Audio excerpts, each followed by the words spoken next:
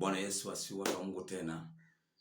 Leo nitakwenda kwa habari ya toba ya kuondoa dhambi na toba ya kurejesha ufahamu.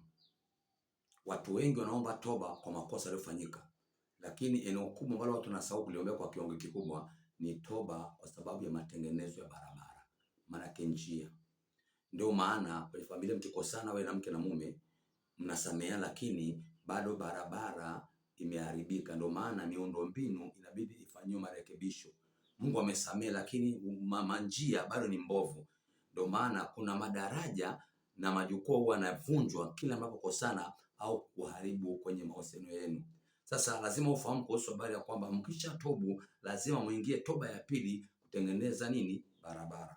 Na ndio maana madhara ni mengi tunayapitia kwenye maisha yetu. Sasa kitabu cha Timotheo wa 2:25 inasema akiwaonya kwa upole hao watu, alafu anasema kwamba wakiwezekana wapate kujua, wapate kutubu na kujua kweli na kupata nafahamu zao na kutoka kwenye mtego wa wa ibilisi. Kwa hiyo migogoro, malumbano ndani ya familia yanavunja majukwaa. Kuna watu ambao ni malango wanapaswa kukuvusha mahali. Kila mnapokorofishana, hii majukwaa huwa yanavunjika. Na ndio maana lazima uje kurejesha ule ufahamu. Na baada ya kurejesha ufahamu, kuna vitu vinarudi tena ambavyo vilipotea. Kama ni uchumi vinarudishwa. Yoeli 2:28. Kwa hiyo zingatia haya uweze kwenda unakopaswa. Shalom, shalom.